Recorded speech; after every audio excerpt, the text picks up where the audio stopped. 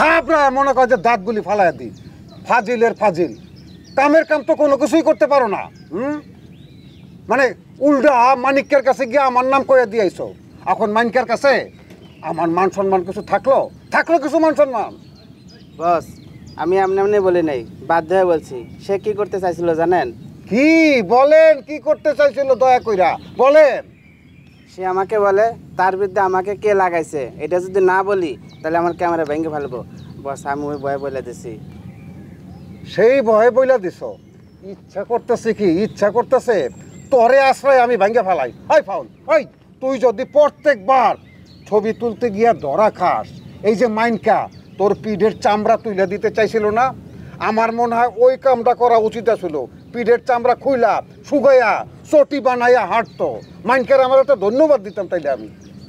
বস, এবার তো অনেক সুন্দর ছবি তুলছিলাম, একটা না একাধিক ছবি তুলছিলাম, কিন্তু শেষ মুহূর্তে এসে ঝামেলা হয়ে গেছে। বস, তীরে আইসা তোরই ডুইবা গেছে, এই কথা তো।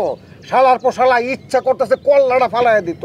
ওই তুই এতগুলি ছবি তুলছস, আমার এতগুলি ছবি দরকার আছে? আমার ছবি দরকার ছিল একটা বা দুইটা।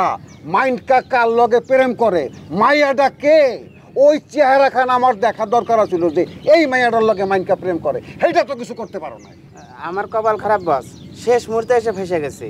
তোর তো কপাল খারাপের অন্তরে কিছু হয় নাই। কপাল খারাপ তো তোর এই বসে আসে। তোরে যদি পিড়াইয়া অর্ধেক করে ফেলাইতো তাইলেও আমার কোনো সমস্যা ছিল না। তুই তো মাইনকার কাছে আমারে ফাঁসাই দিয়েছস। মাইনকে যাই না গেছে যে আমি মাইনকার পিছে তরে লাগাইছি।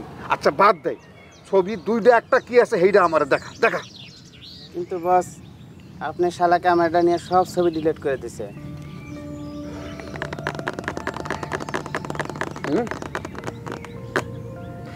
তোমার ছবি ডিলিট করে দিছে না?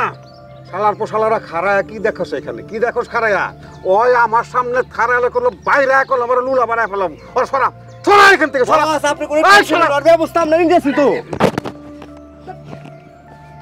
শালার পোশালারা পাগল বানায় ফেলাইব।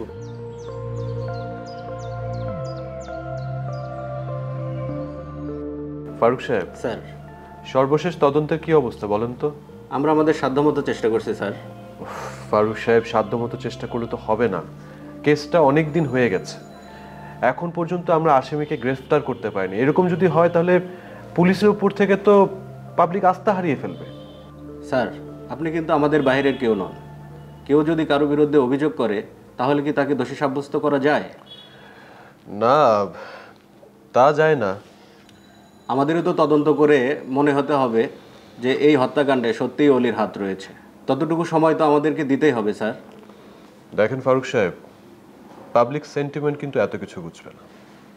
এই কেসে অলিকে অ্যারেস্ট করার জন্য যথেষ্ট পরিমাণ এলিমেন্টস আমাদের আছে। স্বাভাবিক দৃষ্টিতে আমাদের কাছে সেটাই মনে হচ্ছে, কিন্তু আমাদেরও ভুলে গেলে চলবে না এখানে অলি কিন্তু খুবই পাওয়ারফুল। তাকে যদি আমরা অ্যারেস্ট করি তাহলে কিন্তু বেশিক্ষণ আটকে রাখতে পারবো না। চাইলেও এখন তাকে অ্যারেস্ট করা যায় না। হ্যাঁ ঠিক আছে, এসব সমস্যা তো অল টাইম থাকবেই। স্যার, আমরা চেষ্টা করছি।